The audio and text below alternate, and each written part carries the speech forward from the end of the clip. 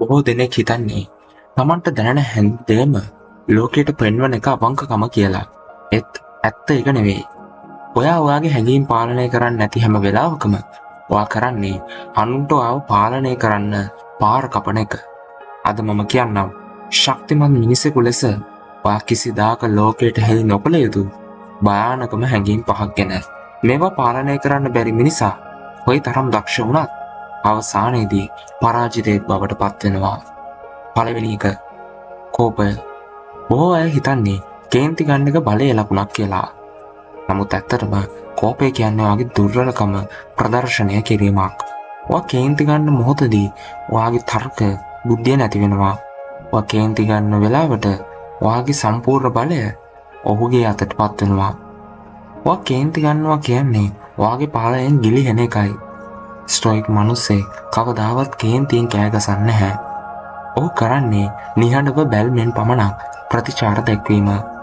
මතක තියාගන්න, සැබෑ බලය තියෙන ශබ්දය ඇතුලේ නෙමෙයි, නිහඬව තීරණය ගැනීම ඇතුලේ. කේන්තියෙන් පාලනය වන මිනිසා වහලෙක්, නිහඬව ඉන්න මිනිසා රජෙක්. දෙවැනි කරුණ අධික උද්‍යෝගය. ඔයාට හොඳ දෙයක් ලැබුණම ඔයාගේ සැලසුමක් සාර්ථක වුණාම ඒක මුළු ලෝකෙටම බෙර ගහලා කියන්න ඉක්මන් වෙන්න එපා. ඔයා වැඩි සතුටු වෙලා ඒක පෙන්වනකොට ඔයා නොදැනුවත්වම සතුටක් නිර්මාණය කරගන්නවා. ලෝකේ හැම වෙලාවෙම උත්සාහ කරන්නේ වැටෙන මිනිහව පා ගන්න වගේම උඩට යන මිනිහව බිමට අදින්නයි.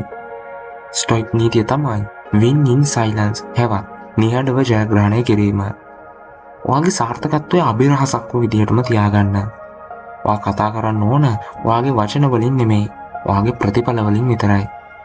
ඔයා වැඩි සතුටු වෙලා පෙන්වන්න ගියොත් මිනිස්සු ඔයාගේ ඊළඟ පියවර ගැන අවධානයෙන් ඉඳලා ඔයාව වටන්න උත්සාහ කරනවා. තුන්වෙනි හැඟීම බිය. බිය කියන්නේ හැම මිනිස්සෙකුටම දැනෙන දෙයක්. ඒක සාමාන්‍යයි. හැබැයි බිය ප්‍රදර්ශනය කිරීම භයානකයි. ඔයා යම් අභියෝගයකදී බය වෙලා පැනික් වෙලා ඉන්නවා නම් ඔයාගේ වටේ ඉන්න අය ඔයාගේ නායකත්වයේ කෙරෙහි තියෙන විශ්වාසය නැති කරගන්නවා. ඕනෑම කුණාටුවක් මැද වුණත් ඔයා නොසැලෙන කන්දක් වගේ ඉන්න ඕන. ඔයාගේ ශරීර භාෂාව ස්ථිරවම තබා ගන්න ඕන. හොඳ ගැඹුරින් හුස්ම ගන්න ඕන. ඔයාගේ ඇතුලින් බය වෙලා හිටියත් පිටතට ඔයා ඒක පෙන්විය යුත්තේ යකඩ අදිෂ්ඨානයක් පමණයි. ඔයා බිය නොවන බව දකින විට ඔයාගේ සතුරම් පවා පසුබසිනවා. හතරවෙනි එක අනුන්ගේ අනුමැතිය බලාපොරොත්තු වීම. මම කරපු දේ හරිද? ඔයා මොකද හිතන්නේ? ඔයාට මේක හොඳයි වගේ පේනවද? මෙන්න මේ වගේ ප්‍රශ්න අහන හැම වෙලාවකම ඔයා කරන්නේ ඔයාගේ බලය තව කෙනෙකුට පාවා දෙන එකයි. ඔයාගේ වටිනාකම මනින්නේ අනුන්ගේ ඇස් වලින් නම් ඔයා කවදාවත් නිදහස් මිනිසෙක් වෙන්නේ නැහැ. ශක්තිමත් මිනිසා තීරණ ගන්නවා. ඔහු අනුන්ගෙන් අවසර ඉල්ලන්නේ නැහැ. ස්ටොයික් දර්ශනයට අනුව අපට පාලනය කළ හැක්කේ අපේම සිතුවිලි විතරයි. අනුන් හිතන දේ අපිට පාලනය කරන්න බෑ. ඒ නිසා අනුන් මොනවා හිතයිද කියලා බය හෝ ඔවුන්ගෙන් හොඳ අහන්න තියෙන පෙරේතකම අත්හරින්න. ඔයාව විශ්වාස කරන්න. පස්වෙනි දේ අධික දුක සහ අසරණකම. ඔයාට ප්‍රශ්න ඇති වෙනවා. ඔයා පරාජය වෙනවා. ඔයාට වේදනාව දැනෙනවා. ඒත් ඒ වේදනාව ලෝකෙ ඉදිරියට ප්‍රදර්ශනය කරලා අනුකම්පාව ඉල්ලන්න එපා. ලෝකෙ අනුකම්පා කරන්නේ දුර්වලයින්ටයි. හැබැයි ලෝකෙ ගරු කරන්නේ ඒ වේදනාව දරාගෙන නැගිටින මිනිසටයි. ඔයාගේ දුක ඔයාගේ ශක්තිය කරගන්න. වේදනාව කියන්නේ ඔයාව පදම් කරන ගින්දරයි. ඒක ඇතුලේ පිච්චිලා අළු වෙන්න එපා.